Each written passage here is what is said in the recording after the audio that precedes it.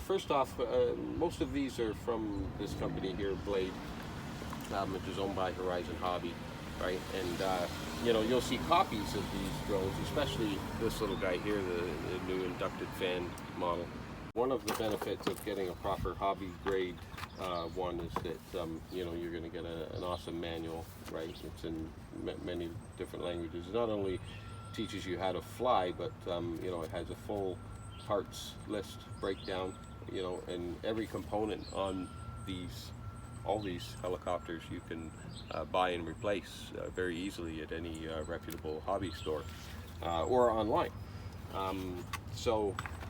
And then just to cap that off, there's tons of drones out there. It's really exploded the market. Everybody's selling them. They're all over the place, right? So you get what you pay for, kind of thing, right? There are different qualities in plastics, right?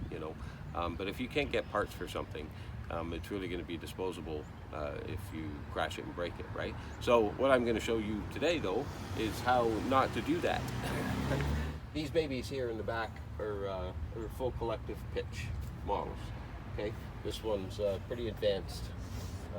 It would decapitate you if you got close enough to it. It's got carbon fiber blades, and it basically is like identical to a real helicopter. How a helicopter functions, right, is imagine a cylinder underneath this thing. Okay, so it's sitting on a column of air, and that's how it moves around. And when you change the column of air, the angle of it, it's going to move the helicopter back and forth. And a drone works exactly the same way. It just has 4 blades to it, right? So it's sitting on this cushion of air all the time. There's this column blowing down, and that's what supports it. So there is a thing called ground effect that I'll try and demonstrate for you when we begin flight, that when that column starts to come in contact with the ground, it will react a little bit differently than how it is at, say, 3 feet or so. Now it depends on the size of the helicopter too, right? Obviously the column of air that's coming out of that huge thing compared to this little tiny thing is going to be massive, huge difference. This is going to be a little column like this of air, okay, that this thing is maneuvering on. All right, so yeah, there's a couple of different sizes of quads. This one here has a camera and I can't find it. I'm gonna try and dig it up, and I'd like to get a new one that's got a high quality 4K camera on it, so I can incorporate that into the videos that I've been making. One of the benefits of using this company and this system and so forth is you can have one controller that flies all these different models, and you're only getting used to one set of controls and so forth. Obviously this is very advanced and looks kind of scary, so it's all dirty and old, right? Compared to this, right? You've just got your there's a lot of buttons on here, right? But they all have meaning when you get to the point. And the point, the reason I'm bringing this up is this is programmable, right? So I just have the different models of these things programmed into this, and I can just switch back and forth to which heli I want to use. Okay. Just lastly on some drone size things, and I know everybody's got to been dying curious to know what the heck is in this little very super cool. Oh look, it's Philip Cockram YouTube. He's there. So we got some super micro drones here. There's a lot of different models of these too. So these guys start, around like $20 and up there, right? So these little tiny controllers that they come with. So I have this one here actually mapped to a larger controller, because these are very, very difficult to use, especially with big man hands. Maybe for a kid it's a little bit better, but it's really like a toy kind of controller for a toy little drone, right? But you can learn how to fly a drone starting with a $20 model, and that's what I suggest that you start doing. You can buy one of these Chinese rip-off models for about $20. It's probably going to have a little controller like that, right? But you're going to spend a little bit more, maybe try and get something that's got a little bit bigger size controller. Believe me, it makes a huge difference, and especially learning how to fly, right? I highly recommend you not going out and buying,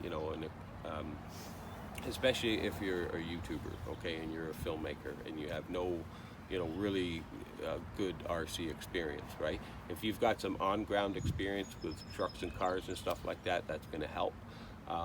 But you really need to be able to control something in the 3 dimensions of flight before you move up into something expensive that's got, like one of these DJI or Mavic Pros or something like that, right? So many people want to buy those and use those, and that's awesome. That's great, right? But I hate to see you throwing your money away, because as soon as you get into a situation that you don't feel confident of, you don't know what to do.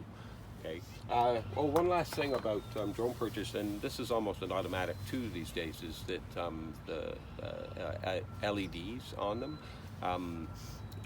and flying actually in dusk or in lower light can really help a beginner, because you can always tell by those LEDs which way orientation you're facing forward and which is backwards. So that's going to be super important when we get on to the flying lesson, which is coming up real soon.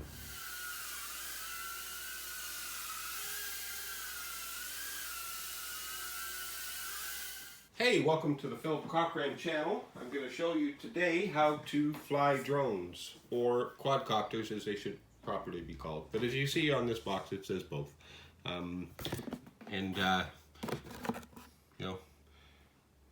This one says quadcopter.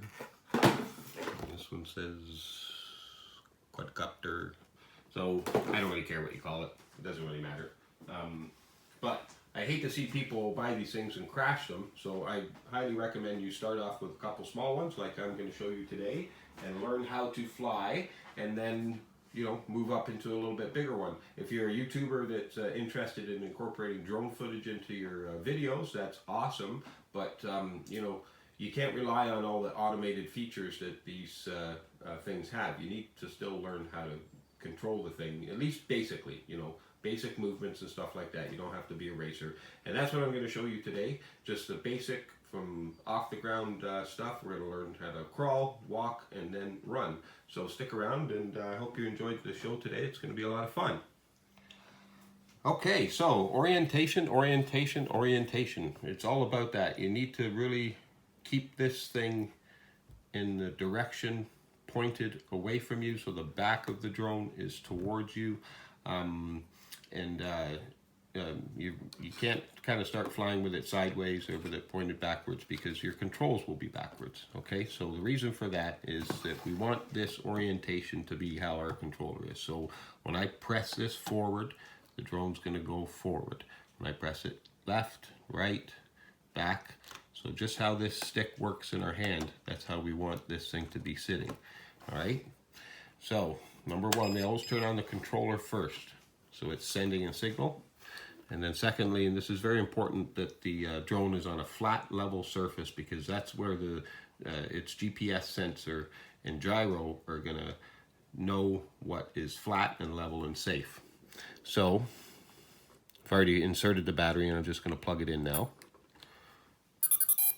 So this one has a couple of initialization beeps, and as you can see, some very bright LEDs on it, right? Which is why I've chosen this guy, so it's really helped to see that I'm keeping that orientation always with the back of the drone towards me and the front facing away from me. So again, when I press the stick left and right, it's going to go the direction that I want. And then lastly, before we take off, I just like to do a little prop test, make sure that all my blades are turning properly. Just as a quick maintenance note, these blades turn counterclockwise to each other. So two blades are spinning in one direction, and another 2 blades are spinning in another direction. So if you lose a blade, it's very important that you replace the blade with the same left or right blade. Okay, so I'll try and, I don't know if this is going to focus, but if you look at the angle of this blade, you see it comes backwards. And if you look at the angle of this blade, it's shooting down that way. Okay, because they're 2 different blades, even though these are both gray. One's a counterclockwise blade and one's a clockwise blade. That's super important, because if I was to mix these up, the drone simply wouldn't fly. It would fight itself. So that's really the only maintenance feature about drones that you need to worry about. You know, a lot of them have brushless motors and stuff nowadays that last forever. So, but losing a prop is very important that you put the right prop back on it. All right, so I think we're ready to fly. I'm going to move the camera to the second position, and let's get this baby up in the air. Just one last thing about the controller before we get into the flight. I'm going to show you these buttons here. These are the trims. Now, this is important to keep your craft stable and so forth. So when it goes up in the air, you can trim it out. So this is how these work, right? You hear that beep? That's why I know it's in the center.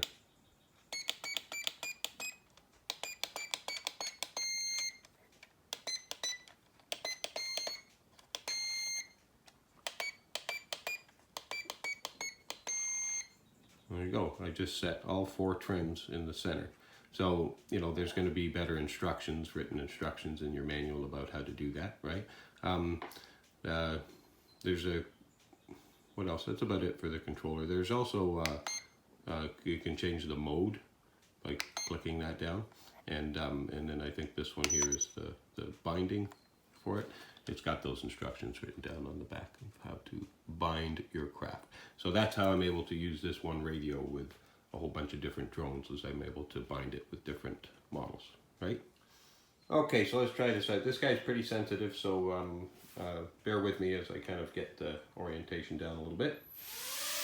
So start off by keeping it super low to the ground, okay, until you kind of figure out how you control it. That way, if anything goes wrong, you just, boom, cut the throttle, and you're back down safe, right? So, you know, just keep it really super low. That way you won't do any damage, right? Rule number 1, if you're gonna crash, cut your throttle. That way you're not crashing under power and do damage to your props and so forth, right? So, I'm doing right now, I'm doing little tiny micro movements, right, to keep it stable. And that's what you kind of need to learn. So you see, when I get it super close to the ground, it'll react a little bit differently because it's got what's called ground effect, right? A little more stable when it's a couple more feet in the air. So, first things first, right? Go forward, backwards, forward, backwards. You're going to find you're always kind of correcting the movements. Always correcting, because when you send it in a direction, you need to pull it back from that direction. Now, most of these drones are self-leveling or self-centering, so the stick on this drone is like spring-loaded and returns to center. So I'm off the stick right now, I'm just touching the throttle.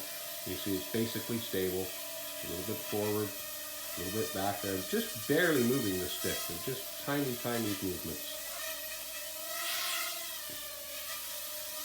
So once you got, you know, so forward and backwards going, try a little bit of left or right, same thing, keeping it super low to the ground. That way, as soon as it starts doing something you don't like, boom, shut that throttle off. So as soon as it starts going towards the wall and you didn't want it to, shut that throttle off, you know. And just keep practicing like this until you get a little bit more comfortable with how it moves, how the controls work. Every drone's a little bit different in how they fly. This guy can go like super fast. It can go like, you know, 40 miles an hour or something like that, right? So it's pretty sensitive. So once you've got, you know, your left and right, front to back, try flying like a square.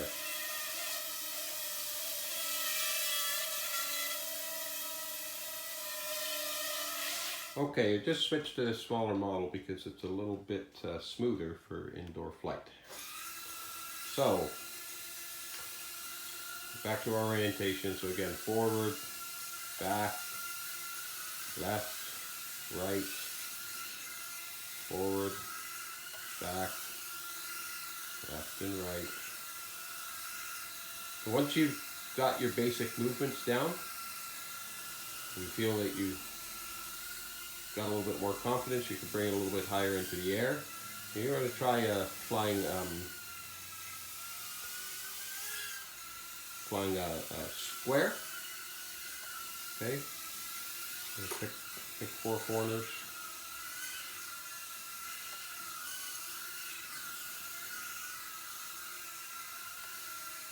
So again, the back of the drone is always towards me. If I pull it back, it comes back.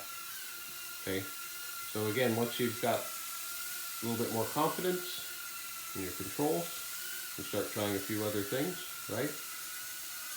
The left and right that's on the throttle stick will turn it, okay? If you hit it full, it's called a pirouette.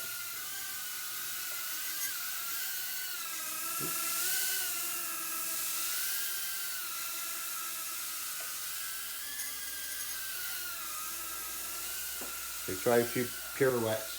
Try doing a full 360 with it, so you always bring the back towards you, front facing away from you.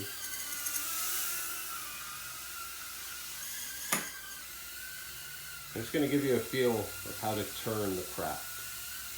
Okay? So if I was going to fly a circle, I'm going to need to put a little bit of left and right rudder to it, right?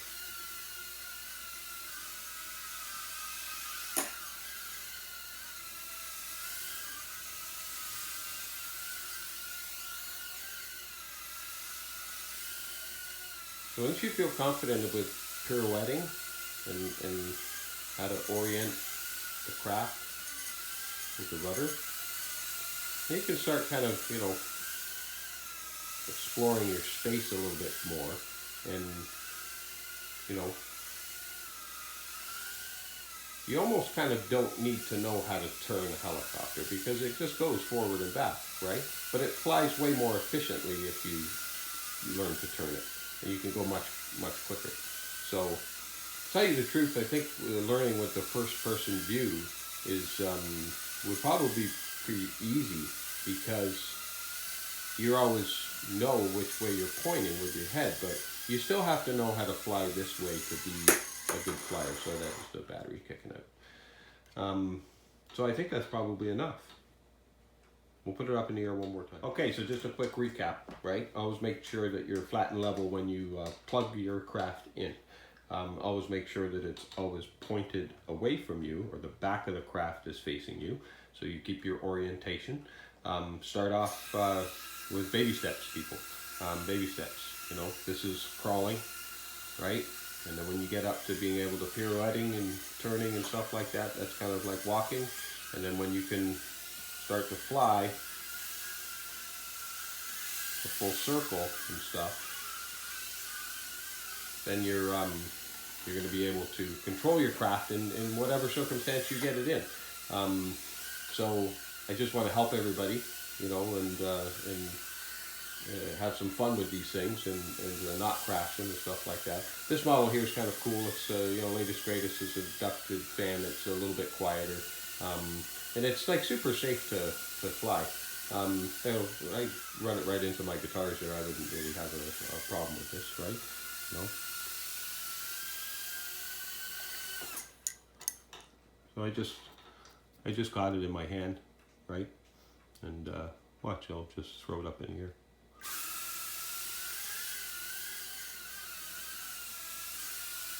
And do it again.